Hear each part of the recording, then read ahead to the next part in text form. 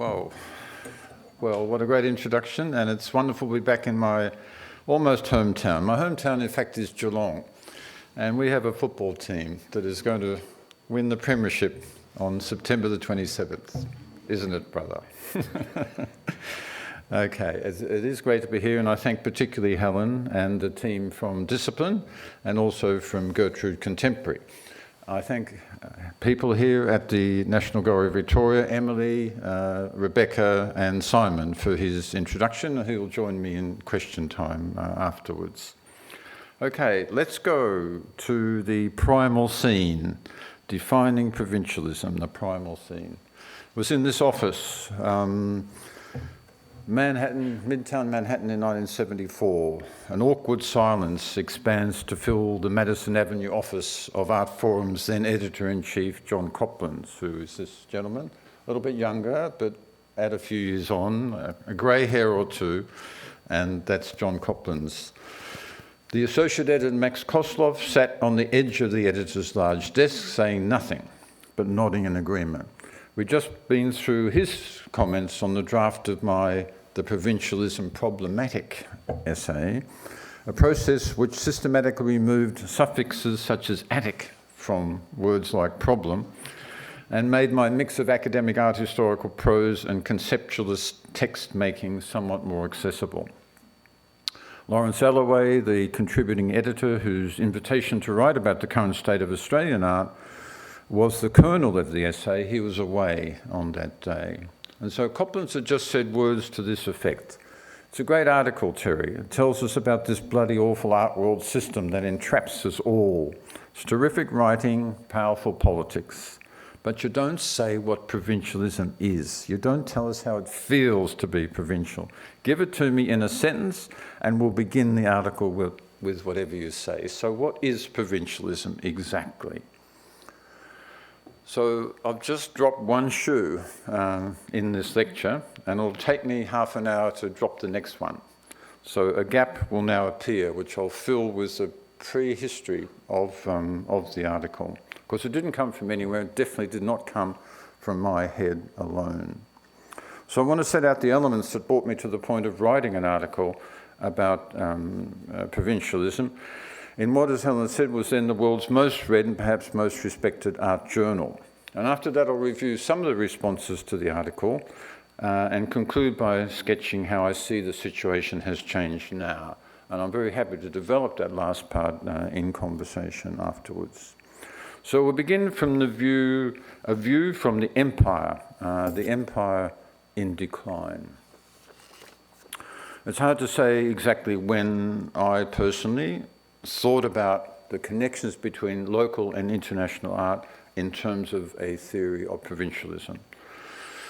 Because in this country during the 60s, you didn't necessarily think about it, you actually felt it, you knew it, it was in your bones. So everybody coming to a love of art in a dependent cultural colony, Melbourne or Sydney at the 50s and 60s, experiences the operations of such structures. We know them in an everyday sense as a pervasive and deep fact about the world and about how power arrives from somewhere else.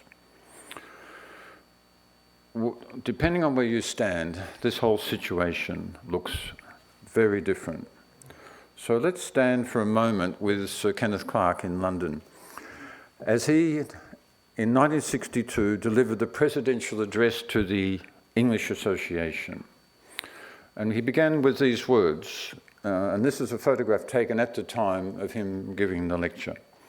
I quote him, "In its simplest form, provincialism is easily recognised and defined. The history of European art has been to a large extent the history of centres, from each of which has radiated a style. For shorter or longer periods, that style dominated the art of the time, became in fact an international style, which was metropolitan at its centre, but became more and more provincial as it reached the periphery. A style does not grow simultaneously over a large area. It's the creation of a centre, a single energising unit, which may be as small as 15th century Florence or as large as pre-war Paris. But it has the confidence and the coherency of a metropolis." So we might expect that the patriarch and Clark, later Lord Clark, as I'm sure you all know, the presenter of the BBC series Civilization, we might expect him to rest satisfied with this definition, one that echoes political and economic imperialism to the point of parody. But to his credit, he does not. He points out the inevitable operations of a counter-dynamic, and I quote him again. Just as provincial art fails from its lack of style, metropolitan art fails from its excesses, and there appears the familiar symptoms of over-refinement and academicism. Thus, the provincial artist is launched on his struggle with the dominant style. End quote. So admitting that British art, with the obvious exception of Turner, had been, broadly speaking, irredeemably provincial, he identifies certain characteristics of what he calls a positive and independent provincial art. Which are these? Quote him again. It tells a story. It takes pleasure in the facts. It is lyrical, and it achieves a visionary intensity. That's actually a very British list when you think about it. Although he also cites Caspar David Friedrich as an exemplar and neatly encapsulates Paul Cray's intensity as what he calls micropolitan, another very neat word. Clark was aware that in his own time, provincialism had become problematic for artists in a particular way, and I'll quote another passage.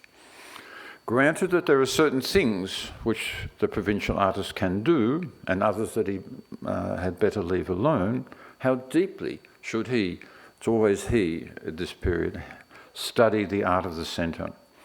How far should he attempt to master the weapons of an international style, even though he may use them for different ends?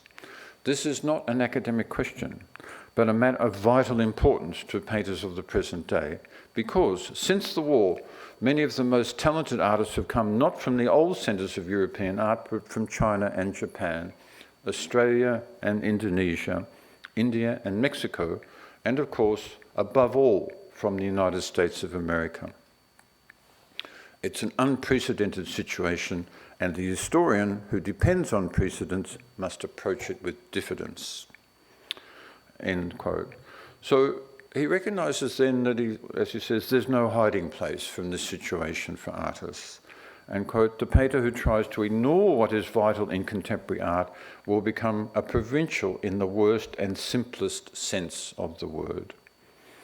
And his hope becomes, and I quote him again, that the modern artist can pass through this dilemma by clearing his mind of complacency, by accepting the provincial virtues and relating them to the dominant style. As I said, very British post-empire solution, muddle through, make the best of your poor lot. But at least it's not pure imperialism. Clark's acknowledgement that art from the New World, above all US abstraction, was changing the metropolitan-provincial dynamic was doubtless in part a response to exhibitions such as the New American Painting. Survey of key works by 17 mainly abstract expressionist artists, organised by Dorothy Miller at the Museum of Modern Art, with whom I actually studied when I was there. It travelled to 8 European countries. In the introduction, Alfred Barr, the director of the museum, noted, and I quote, of the artist, that none speaks for the others any more than he paints for the others. Their individualism is uncompromising and a matter of principle that they do nothing deliberately in their work to make communication, quote unquote, easy. Now, within the Cold War climate then prevailing in world politics, and as Charles and Heather Barker pointed out, Cold War is a huge framework for all we're talking about. This was the message of individualism was the main message, the ideological lesson they were trying to get across. It's one of a series supported overtly by the US Information Service and covertly by the CIA.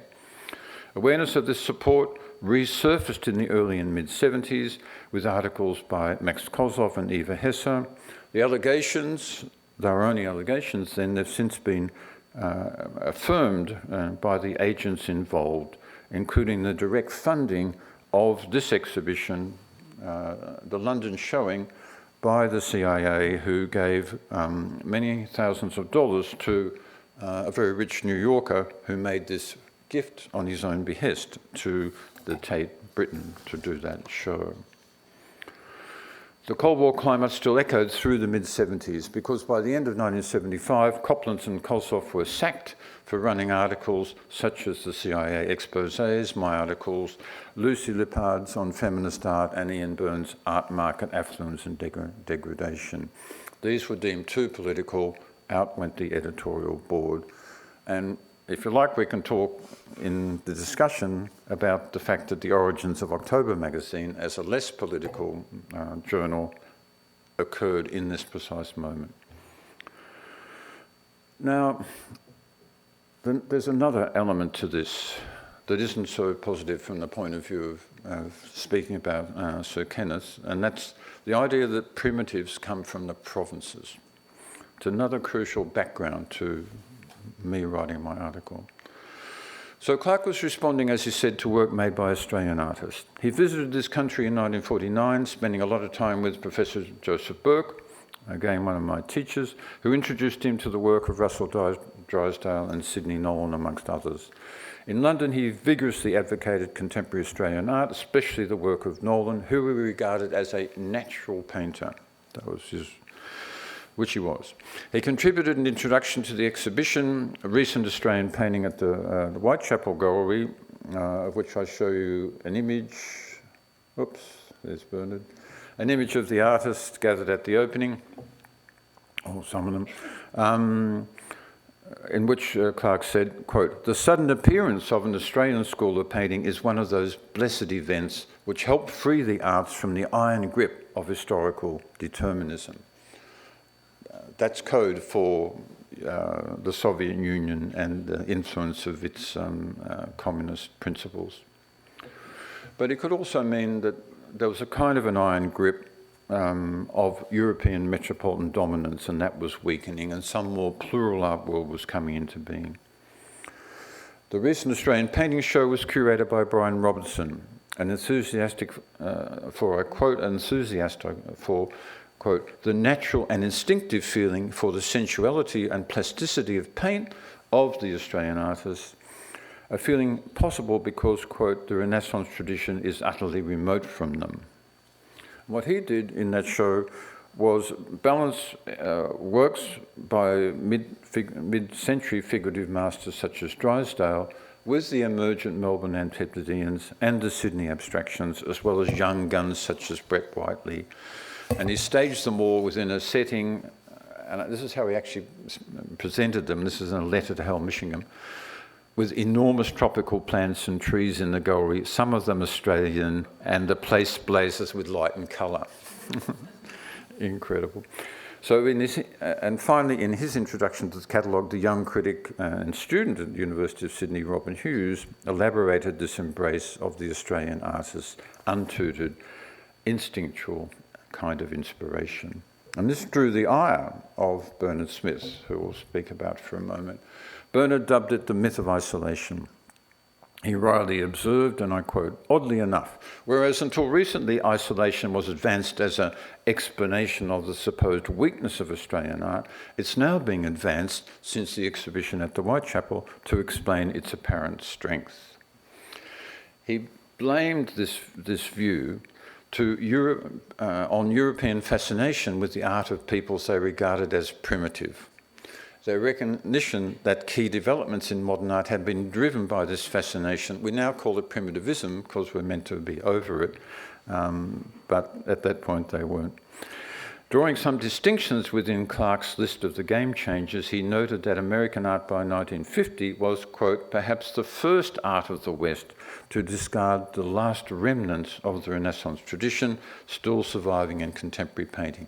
Whereas, and I quote again by contrast, Australian contemporary art has preserved many elements of that tradition and has remained only partially exposed to the full force of the modern movement. This is really important for Bernard's key position, I think.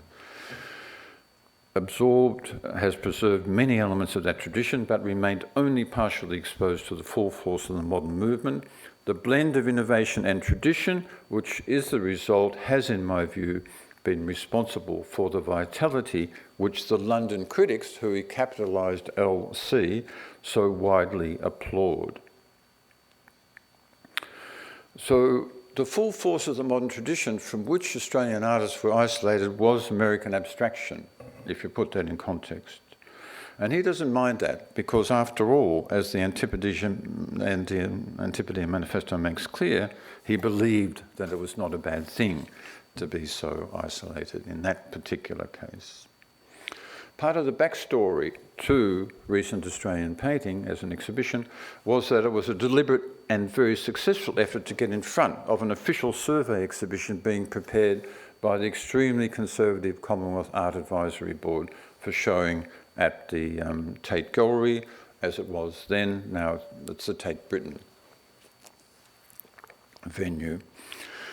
The stalwart defenders of the sufficiency of the local, the Contemporary Art Advisory Board, the main official body looking after art in Australia in 1958, had responded to an invitation to show contemporary Australian art at the Venice Biennale by proudly sending an exhibit of Sir Arthur Streeton's landscapes from the 1920s and 30s. That was what we were against in the 50s and 60s in this country. You have to remember that kind of context. That was where Australian official culture and support for the arts was. And maybe in the minds of a certain Minister for Culture in this country, that's where it's returning.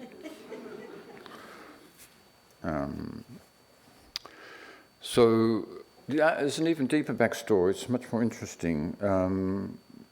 The backstory is that amongst the many efforts that Bernard made to show the work of Antipodean artists, he tried, I learned from Sheridan Palmer, to do it in many places, and also many places around Australia. It was only shown in Melbourne for a few weeks in the Victorian Art Society not far from here. It was conceived initially to be shown overseas, to be shown in fact in London at the Tate or the Whitechapel. He admitted this to me when I asked him why he gave the show and the manifesto such a strange name. Why, in Australia, would you insist on being Antipodean? We already are Antipodean. I mean, doesn't that turn provincialism into the parochial? And his answer was, no, if you show this work and deliberately emphasise your Antipodean perspective in London, that makes sense. That's when it makes sense to be Antipodean. And that's a crucial aspect of Bernard's whole approach, and it's one that still resonates with me very strongly. So this principle of the blend of innovation and tradition is crucial. Bernard, during that period, and was deeply influential on me as my teacher, of course, but also, irrespective of that, he was the best thinker about the relativities of power within the cultural flows between great metropolitan centres and their peripheries. His key books are built around specific propositions around these relationships. Place, Taste and Tradition, for example, begins with the statement, "This study is concerned with the relation between the course art has taken in Australia and the concurrent European tendencies from which art here has drawn so largely." His address was always to local artists. By 1962, and this is the years we're talking about at the moment, when he's writing and publishing Australian Painting in the first edition of Australian Painting, some development has taken place. He begins by saying, while in one sense it may be said that Australian art is a European art flourishing in the Southeast Asian world, in one sense that's true, but in fact the social character and composition of the new nation has influenced the course which art has taken in Australia, and gradually our art has required qualities as distinctive as our social attitudes and our speech. So that's the movement forward, the movement towards the side of the national. The address, as I've just said, is always to artists, the primary producers of art in that context. And for artists and audiences in Australia, the core forces at any given time were the ones we've already mentioned, those originating externally and those accumulating into our national tradition. If the weight of one threatened to overcome the other, the critic's job was first to restore disequilibrium, and then to place the balance of historical proof or current description or urging towards the future on the side that would most strongly counter a slavish mannerist imitation of imported styles, or if the lean was getting too local, to counter a collapse into provincialism. So it's a movement of balance. It's a balancing act to create disequilibrium. That's the role and practice of critics and historians in Australia, in that kind of context. So that is something people such as Bernard and myself and many of us have had to walk along this constantly buffeted tightrope. For Bernard, he mostly invested his faith, as I said, in the blend of innovation and tradition as the deep source of vitality. But there was always the hovering idea of endorsement by the London critics. And in the end, such an approach will end up pretty close to Lord Clark's approach. It will end up being a kind of provincialism. Okay, next step in building up the context of what I tried to write in 74 is the idea of an avant-garde practice right here, in this city, in Sydney and elsewhere, as you'll see. The overall situation for art making throughout the world had begun to change and would do so in the next few years, through the 60s, very fast. I won't go into detail about this, but I'll try and illustrate a changed situation. You can see we look different from how Bernard did. The key difference for us was a belief in avant-garde possibility, that had become absolutely central. So speaking in 1970 of the way in which Australian artists took up colour painting in the mid-1960s, I put it this way. Quote, chance had provided a group of painters all committed to the study of colour in painting, as opposed to the always tonal work of unquoted preceding Australian painters, really banal generalisation, but still, who had arrived in Australia from formative study at the same, so this group had arrived in Australia from formative overseas study at the same time. They had an opportunity to substantially advance Australian art, but this meant lifting Australian art to an international level, both in terms of its quality and the intensity of its operation. So like the small groups of radical innovative artists in France, Italy, Russia and Germany in the early 20th century, who we admired almost unconditionally, we fiercely believed that a group of artists working together in Sydney or Melbourne could contribute in original ways to the current international movement within art, that's to say, to abstract painting driven primarily by concern with colour and shape. In doing so, we believe these artists would not only help change art everywhere, they would also, given our previous provincialism, be the first avant-garde in the history of Australian art. The artists around Central Street in Sydney and those associated with Pinacoteca in Melbourne particularly devoted enormous energy to this end, as did exceptional patrons such as John Kaldor, and operations such as the Power Institute, where I went to teach, especially through the Power Gallery, at a time when local state galleries rarely collected international art and instead relied on exhibitions such as the 2 decades of American painting shown here in 1967. Obviously, factors such as increased affordability of frequent international travel and accelerated communicative networks between artists were key factors that internationalised our setting. But it did so in a very particular way. And we have to say that Tony and I are deep friends. Nonetheless, our friendship got a little rocky when I felt obliged to point out, as early as 1970, that the colour form painters, as they called them, were failing to reach their goal. More than a matter of changes in styles of art making, the real prize was to create an avant-garde situation for art practice, one in which artists could invest themselves and realise their personal and social identities as Ian Byrne put it in an essay written in 1967 after the incomprehension that greeted his work's yellow premise when he exhibited a work, Yellow Premise, 1965, in the Rudy Komon Gallery in 1966, now in the collection of this institution. This was an unpublished and uncirculated essay, which I actually didn't see until it was printed by Anne Stephen and Andrew McNamara and Phil Goad in 2006. But nonetheless, the point I'm making here is that Ian is absolutely right. Critics had an important role in helping to create such situations by supporting experimentality, while at the same time exercising the most searching judgment. So you even critique your closest friends if their art did not reach the goals that they set. During his 1968 visit, Clement Greenberg disparaged such ambitions, claiming that, quote, while the style of the 60s was discernible in abstract art in many parts of the world, it was only authentic in the hands of those few artists who followed the thin line of modernist innovators, those who had matched themselves against the old masters. Everything else and every other way of making art was nothing more than adopting an attitude. That was the message of the first John Powell Memorial Lecture, not exactly what people were expecting to hear when Greenberg was brought out. My first critical article, in fact, was written against that viewpoint, but he was right about colourform painting, as I also said. Because paradoxically, their subscription to his formalism as their theory of art, which I also shared up until I heard it from him directly, had limited their ability to resist turning their work into stylizations of itself.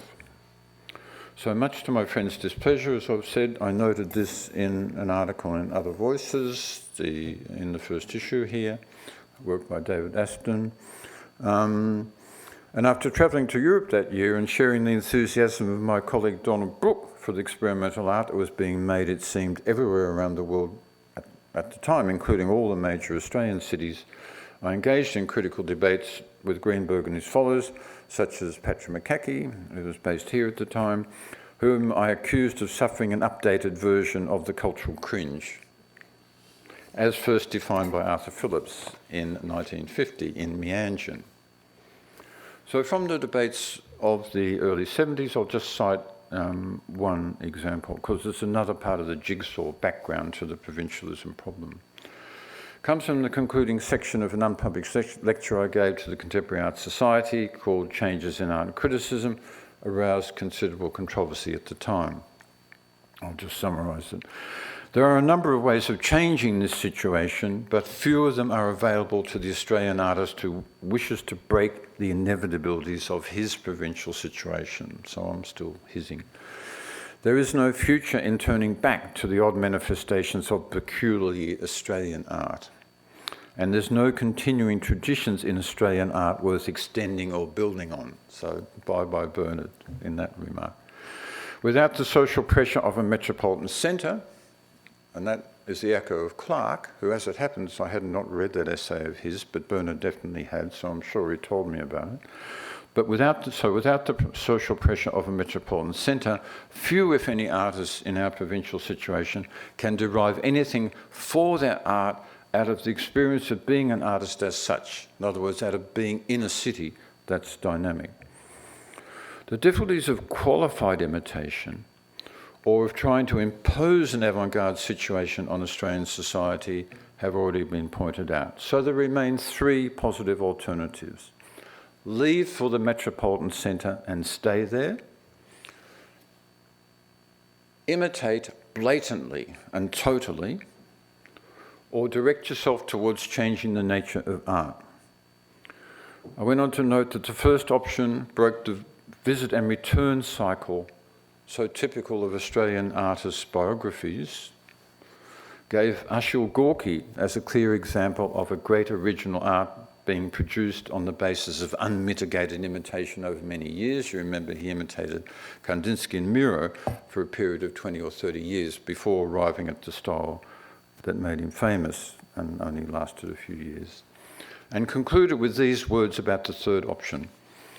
Quote, "But to me the challenge to fundamentally change art, to open it out to the kind of moral and social relevance and pertinence that it has not had except fitfully for centuries, is the most exciting alternative available to artists anywhere, including with no special provision in Australia. It means a break with the old masters. It means ignoring their standards. It means discarding the object from sculpture. It probably means giving up painting altogether. It means opening up buildings so that a box will never again compartmentalise a man. It means fundamental approaches which are different to the metropolitan-provincial dichotomy and which could finally emancipate art in this country." Very passionate stuff about the avant-garde and its possibility. The Situation Now exhibition that I did with Tony in the same building when it became the Contemporary Art Society Gallery in 1971 has one of its propositions as follows.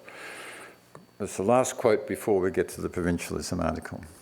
"The different sorts of new art emerging in Australia have yet to break down the limitations that have always been present in Australian art. There are still no great artists in this country, although there are some good ones. No new and profound ideas about what art can be have been introduced here. The basic pattern is still one of stylistic change through the stimulations of stylistic change in art at the metropolitan centres. We still do not have a genuine avant-garde art in Australia, only one relative to previous Australian art.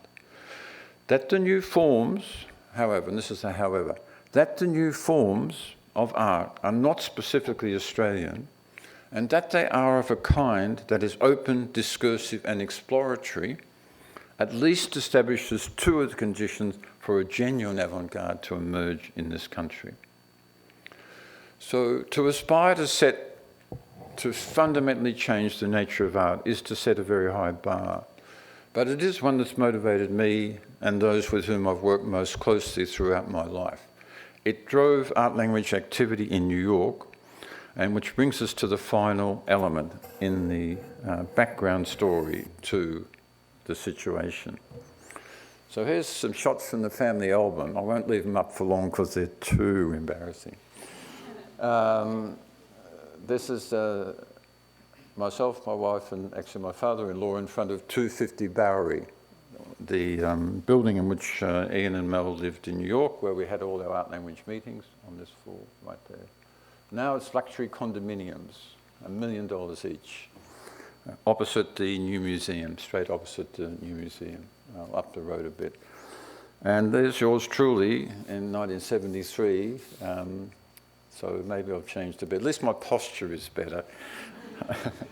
But that's the desk on which I wrote the article and did various work at the Institute of Fine Arts. By December 1972, and I'll show you a page from that diary in a moment, a diary that I kept during that whole period that I have as a record. By December 72, we'd been in New York for 3 months. I'd been on I was supported generously by Harkness Fellowships to study graduate art history in New York at the New York University and at Columbia, which was a great experience. I was already involved in art and language projects, specifically the annotations, precursors to blurting in art and language, which you see here. During that day, on December the 6th, 1972, I sketched out a diagram which really gives the essence of how I saw the picture at that time. It was entitled Models of a Viable Notion of Art Making. And what I'm showing you here is the original page, which is virtually faded to nothing with coffee stains and everything, but that's the diagram. So to make it clearer, I redid it for a lecture in the mid-2000s, and so you can kind of read it. Let me take you quickly through it. Models of art making, there's three. The dots are three different models. The top one is a contextual one, and I'm quoting a bunch of terms from contemporary art writing, art babble, if you like. Poor formulations, they are. And they're contrasted with the metropolitan provincial model that you see here. And in my diary notes, which I've actually written into this diagram, but aren't here, The only thing I wrote that day was image of Australia's consciousness of itself. That was what the diagram was about. And that's what we've been talking about the whole time, and that's what I'm trying to actually diagramize or picture here. And I'll just quickly run through it. You can see this is the mainstream of art, moving from the 1830s and 1810s, and they're very important for their connections with Australia because we imported genre and minor arts as opposed to the higher arts mainly for quite a while. But the avant-garde develops along two axes through Paris and through Germany, and it goes in these waves that break, carrying the whole mainstream, pushing it forward to get to America in the 40s. You get this great avant-garde dominating everything. By the 60s, it starts to dissipate. And we're in a situation in 72 where we have a series of what I call temporary global villages. Obviously, McLuhan, although he wasn't into the temporary, he was into the affiliated global village idea. And they're the global villages. New York's now a global village, and so is Sydney and Melbourne. Where things are going, we don't know. In between the European-American avant-garde and countries in the south, such as Australia, is a Netherland that I really couldn't think, I didn't know how to think that in a concrete way. But I did try and think the relationships. And the relationships are all given as going both ways. It's important they don't just go one way, but they do go in waves of, they go in ways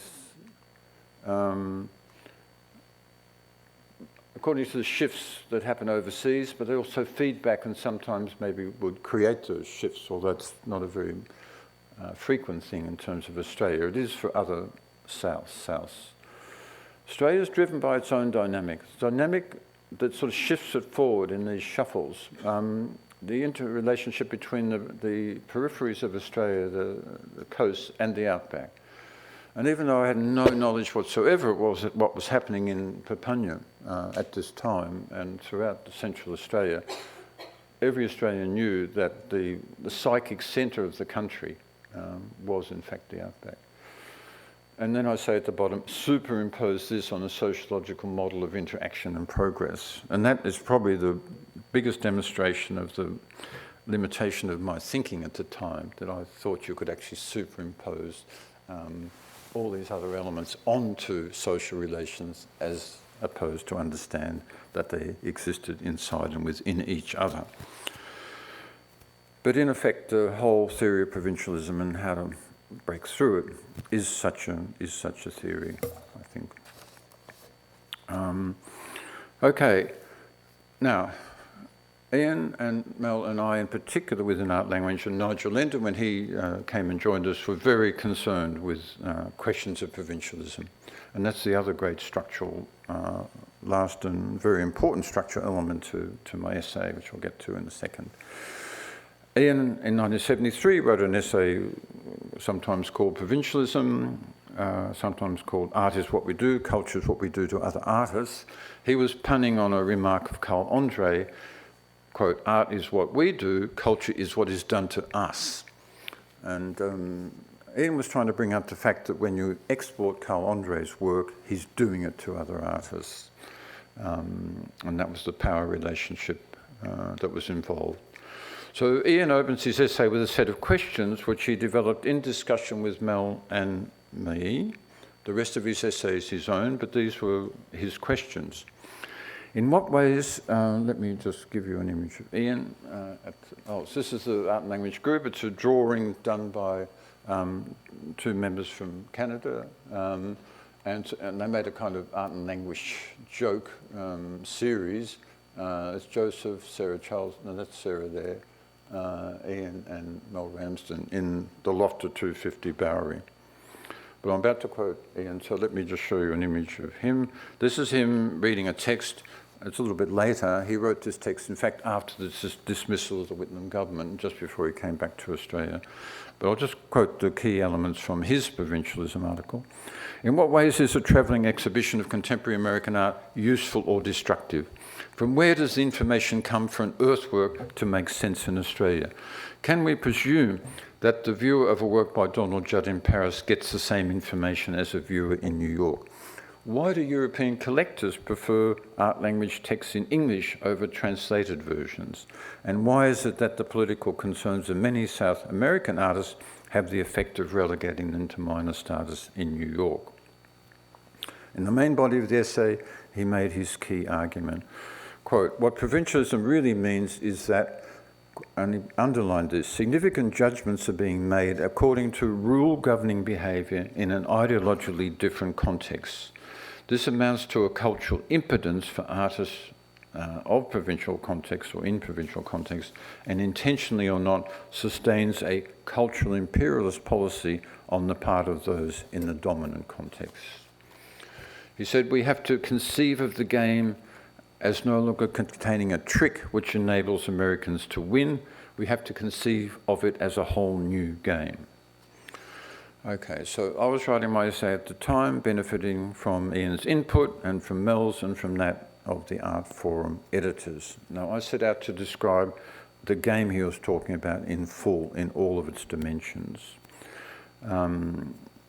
And that's what I did in the article, so we've finally got it. The shoe's about to drop. So my answer to Copland's was the following.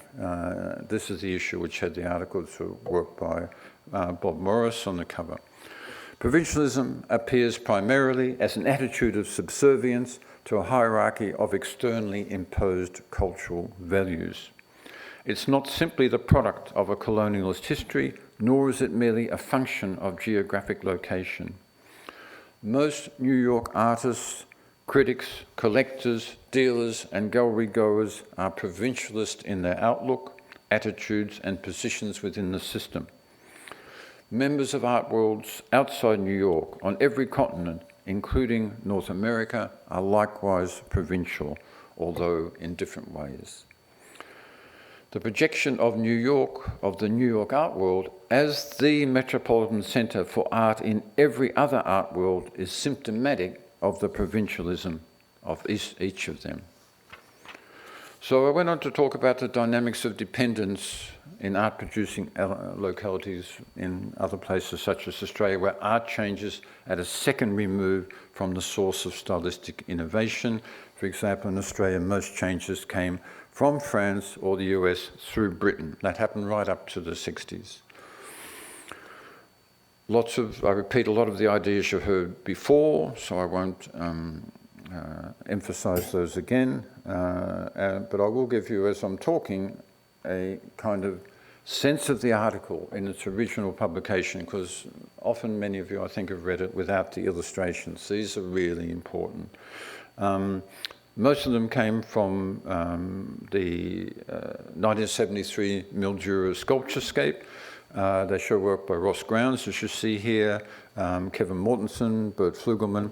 As well, I showed works by artists at Waters, Ty Parks, Tony Colling, John Armstrong, and Nigel. The works themselves raised the question, can the provincialist bind be broken? And in the article, I said, as the situation stands, the provincial artist cannot choose not to be provincial. We are in the bind as things stand. It's a very bleak statement, created lots of negative response. But in the article, I constantly say that this is a projection, it's a construction of reality. It has an effect because everyone thinks it's a natural law, but it's only one way of dealing with the world as it stands. So my second major theme was the one, in effect, you've just heard, that provincialism pervades New York as much as it does everywhere else. I'll just give you a sense of the article as I go through. The claims to universality in the art world were illusory. In fact, a hierarchy of power dominated it, with a few art stars to appear at the top to break the provincialist bind. The bind itself was, in fact, a worldwide one, and the bind had to be destroyed systemically on a worldwide basis. So in the third part of the article, I canvassed a number of small-scale moves that you could do. Moving to New York, I realised, wasn't the answer, because one was also a provincial in New York, just at a different scale, and in fact you were projecting provincialist power out of New York eventually. The Gorky option disappeared, although in fact that was what was taken up in the postmodern decade, and I'll come to that in a minute. People moved to the suburbs, but I said that was kind of, or the country, that was kind of a rationalised regionalism. What I suggested as a way through, or a way of being within the bind, was to take responsibility for the absolute aspects of one's practice. So art lovers give up the idea of believing in an amorphous metaphysical entity called art. Curators who organised international shows should not put out exhibitions that imply a specious certainty of purpose and a misleading coherence. Artists shouldn't allow their works to be looked at in this way. And I will say next that the most important response to the article was that of artists. And in effect, this is what was happening here, but it was also happening by Childa Morelos, who published the article in the first issue of his journal in Rio de Janeiro in 1975.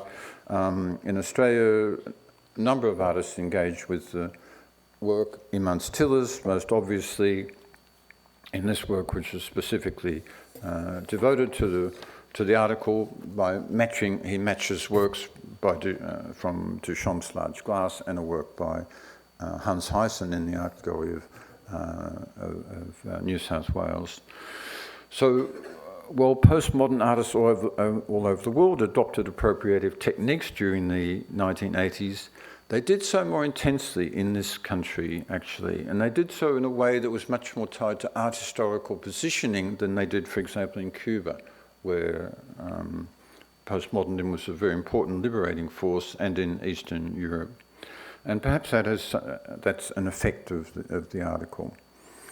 Their strategy to break out of their subaltern status echoed mine, to show that every artist everywhere was implicated in it, to exaggerate it until it became intolerable, to show it was a construction or a myth, as Bernard would call it, and Imants calls it a pataphysical fiction, and to think about how to make art differently in this situation, while being in the situation. Tillers developed his theory of locality failing, and over the years he's developed an enormous practice in which he's created a kind of field on which the dynamics of provincialism play themselves out. A field on which representations of all kinds can appear almost from anywhere. It's a kind of dream of a non-provincial world that's full of specifics and localities that he's trying to show us in his work, I think. So there was another big moment in 1999 around the years of the bicentenary, obviously thinking a lot about our culture and about national culture at a time when most artists were very internationally directed, as you've just seen. And most of the essays in this catalogue, which I really urge you to go back to, are revisitations of the postmodern approach of Imants Tillers. And in effect, that applies to Ian's article, his brilliant article, The Reappropriation of Influence. It's a surprisingly postmodern read from his point of view. Okay, so I'll skip those. There's a number of commentaries on the article, which I'll just respond to in a couple of lines before bringing us up to the present and how things have changed very differently, and then I'll finish in about 10. Is that okay, Helen? Is that all right? Yeah. Thanks. Rex Butler has some amazingly interesting comments on my article that bring out the paradoxical nature. When you claim universality for provincialism, which is in fact what I was doing, you're in a state of paradox. And his approach is to apply postmodern ideas of the unoriginality of originality to the metropolitan provincial distinction, to argue that in fact it doesn't exist, never existed, couldn't exist, can't exist, and so on. Within that framework, it echoes the kind of anything goes approach that Paul Taylor has mentioned, and indeed he reversed my entire approach. And in his anthology of the 70s tried to appropriate the political critique of the 70s by reversing it and turning it into his kind of second degree read, very semiotic and I think pretty simple read of Barth's theories of how images mean in relation to the worlds in which they have meaning.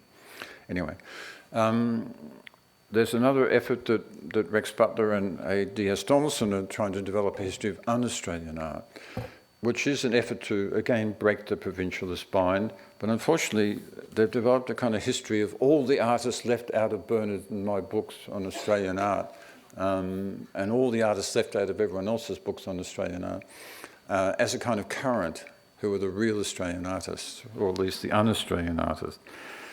And you can see that that can have some problems.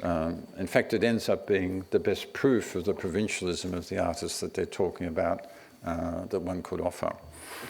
One or two other commentators recently have tried to shoot the messenger, and despite the fact that in the article I say that the picture I drew is deeply offensive and has spent my entire life trying to work against it, but we'll put that aside.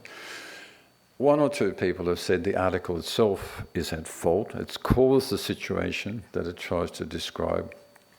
And in a certain way, there is some truth to that, because as Helen said, everyone refers to it, but it would be great if you didn't have to, you know. In my generation, I'd love to be able to write about the art of the second half of the 20th century without mentioning Clement Greenberg. That would just be a wonderful thing to be able to do. I mean, you can't do it, but it would be great, or Michael Fried, you know, all these, Hal Foster, all my people I know now in the States. It would be great to be able to do that. And I agree it would be great to not have to even bring up the question of provincialism if you're writing a history of Australian art. And indeed, I think that has been the case since the 1980s in our art and in our practice. And it will only return if conditions end up being of that kind. So the final couple of points I want to make go along these lines, that I think what we've done is move from the provincialism problematic, which is not just a problem that we have, an insoluble problem, but a problematic to work on and work against, and try and transform the nature of art against the conditions that keep working, that keep trying to stop you doing that. Ian McLean has written an article in the journal World Art, which takes up the concept of world art and then points out that actually it's reversal of the concept of art world, and reminds us that the very idea of art worlds is an idea from the 1960s. It's a relatively new idea. And he argues that New York became the art world, or the main art world, because it became a kind of meta art world. Because the political and economic clout of the United States could reinforce the idea that whatever happened in New York was more important than whatever happened anywhere else. It became a meta art world, impossible to compete against. And he argues that that was in fact my argument, but really he's put it better than I did in that particular way.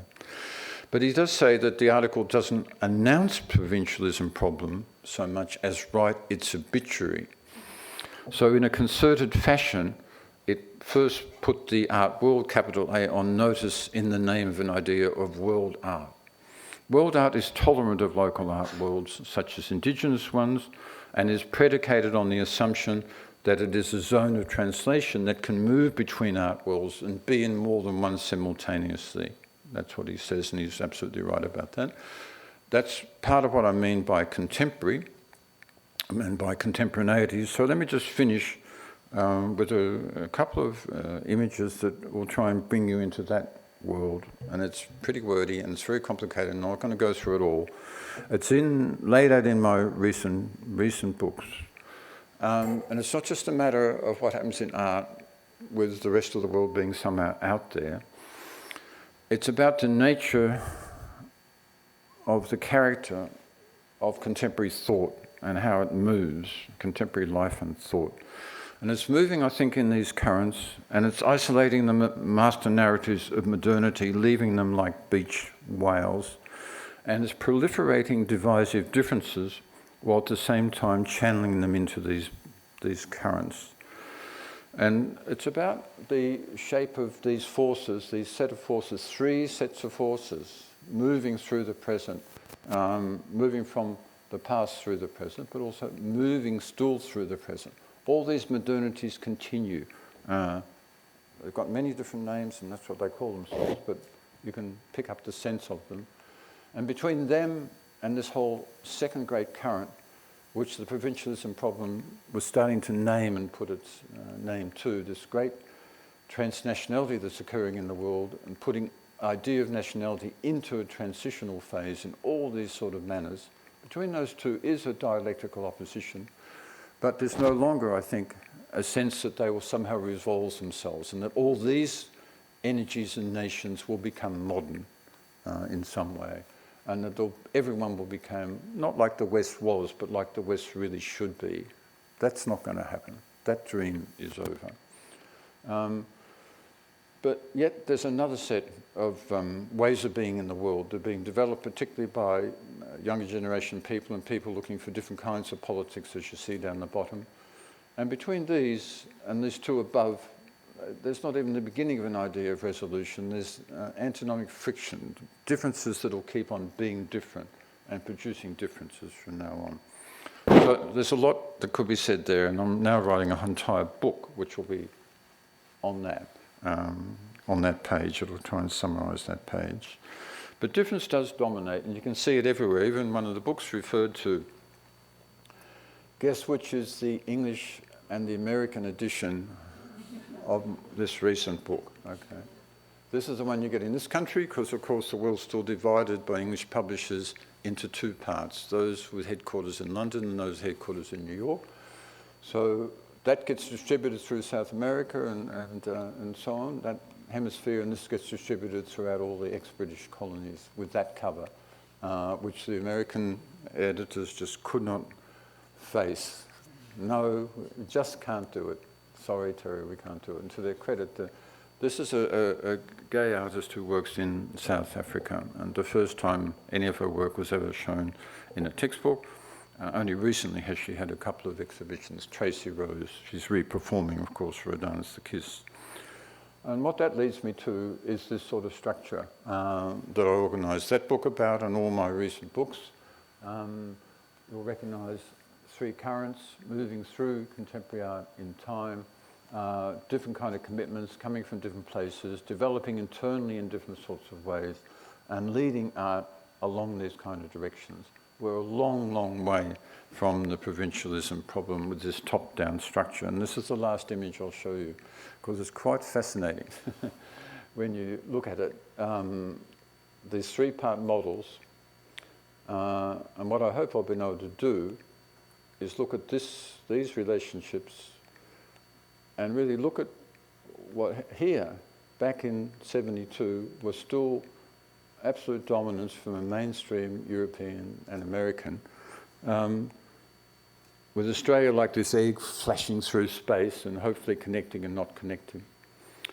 Whereas in fact, this whole mainstream is now this declining current at the centre of so-called centres of world art in New York and London and so on, but it's actually a declining current. And what's been happening for the last 20 or 30 years is art produced through these developments, including in this country, including Indigenous art and so on and so forth. And what it's leading to is a kind of range of practices that are about world picturing and placemaking and connectivity. So to me, while the ground of my way of thinking probably hasn't shifted a huge lot, but that's just to do with my limitations, the whole structure of the way we see the world has shifted. So I thank you very much.